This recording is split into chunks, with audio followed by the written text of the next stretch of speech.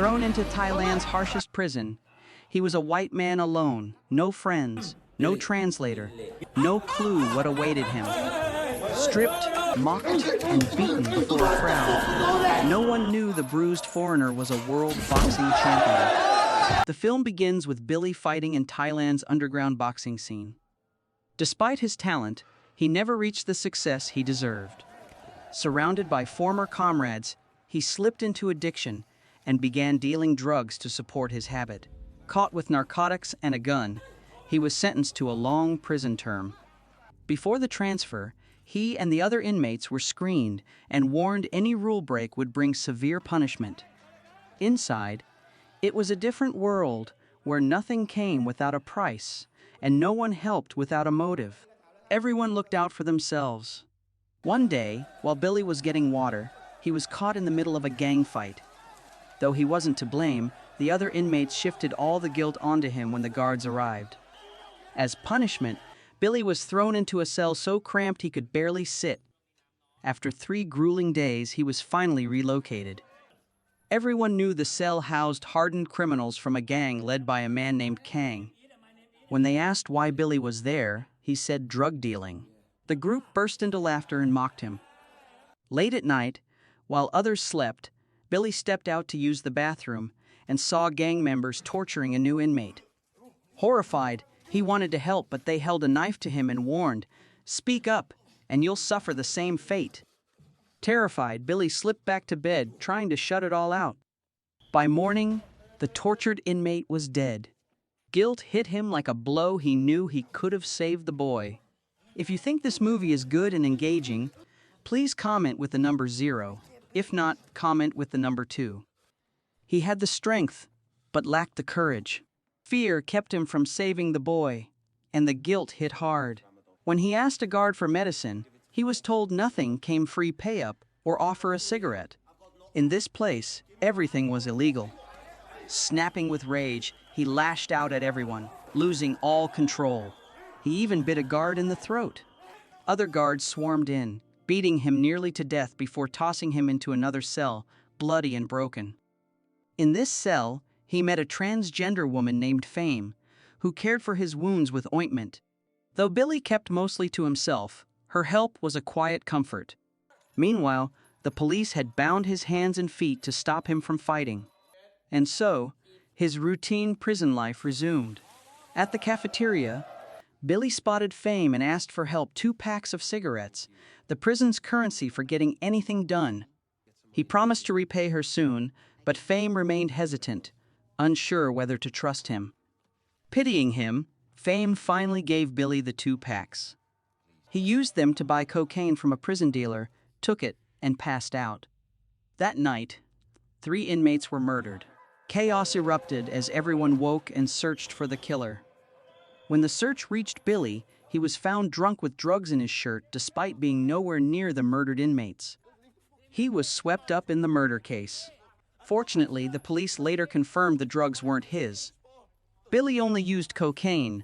The rest belonged to the real culprit, who had planted them to cover his escape. The police eventually caught the real killer. The next day, a guard offered Billy drugs, and he quickly got hooked. When he couldn't pay, the guard pressured him to kill someone to settle the debt. Billy reluctantly followed orders and brutally attacked the Muslim cooks. Pleased, the guard rewarded him with more drugs.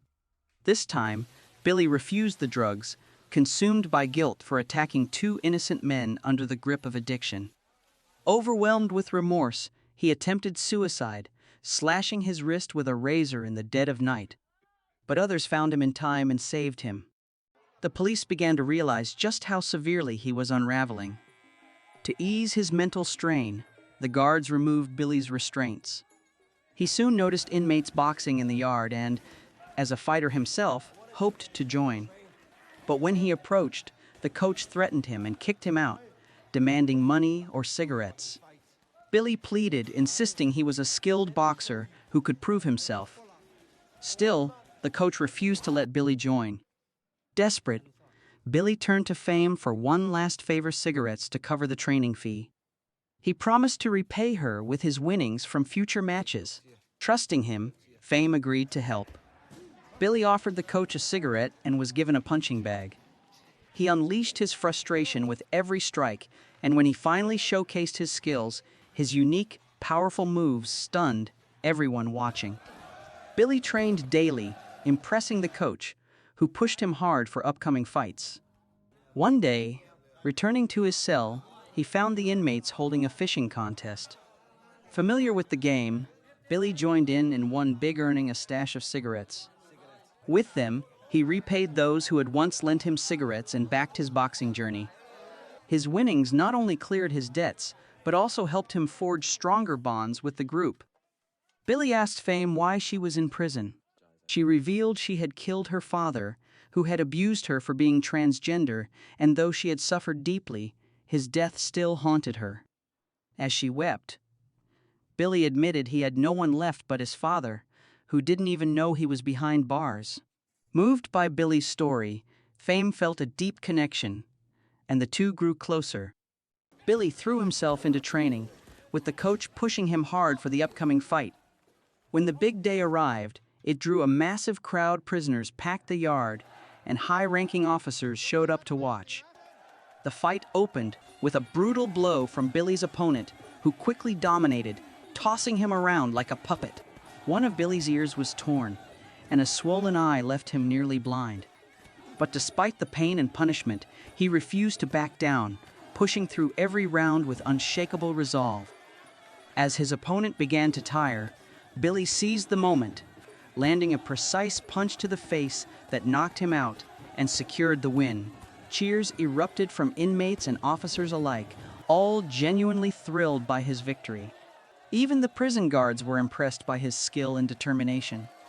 Billy was transferred to the boxing team's cell and told he'd have the chance to compete at the national level in 2 months at a different facility. The new cell offered a more relaxed atmosphere, and even the food was noticeably better. Billy enjoyed better food, professional training, and a friendlier environment with inmates serving time for minor offenses like him. Happier and more at ease, he quickly bonded with them, and to mark their friendship, they tattooed a tiger on his back. They believed the tiger tattoo would give Billy strength in the ring. He trained relentlessly, driven by determination. But one day in the shower, Kang's gang, his former cellmates, cornered him and brutally beat him for not sharing his winnings. Billy pleaded for his life, promising to win the tournament and repay them. Kang let him go, but issued a chilling threat, showing a syringe filled with HIV-infected blood. If Billy lost, they'd inject him. Frustrated and shaken, Billy returned to his cell, seeking comfort from Fame, only to find her with other inmates. Feeling betrayed, he lashed out, and the argument quickly escalated until others had to pull him away. Overwhelmed, Billy turned to drugs to cope. While they briefly calmed him, they soon took a toll. He began vomiting blood. A doctor told him the drug abuse had damaged his internal organs, and to make matters worse, his intense training had caused a hernia.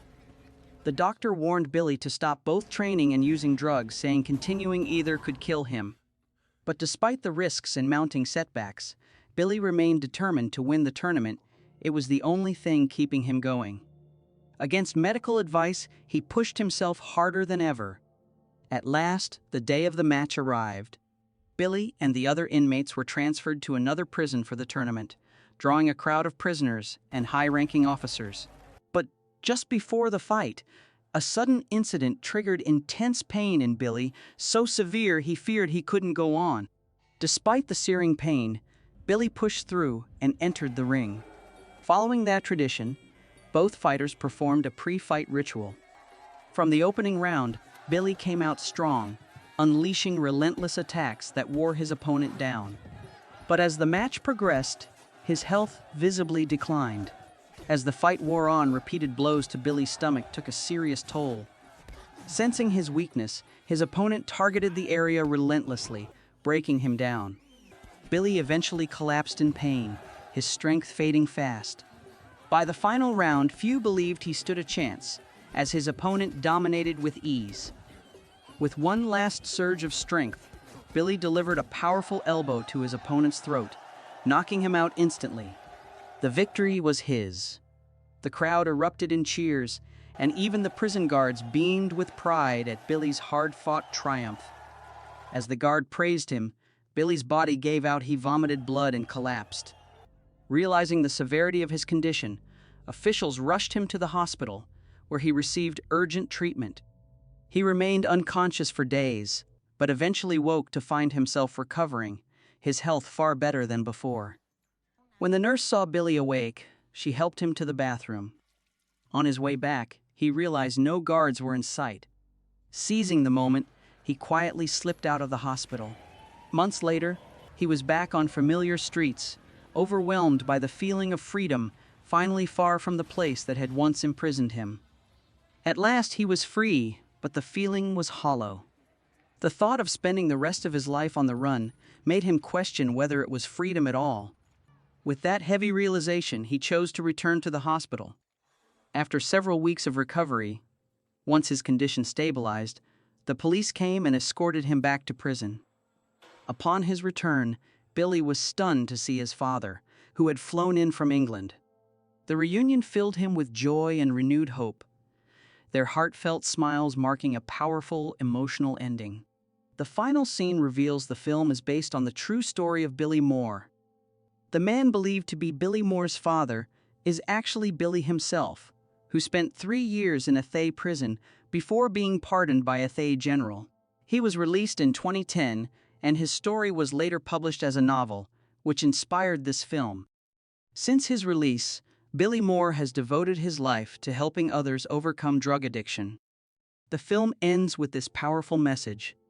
If you enjoyed the story, like and subscribe for more films that inspire and share unforgettable journeys.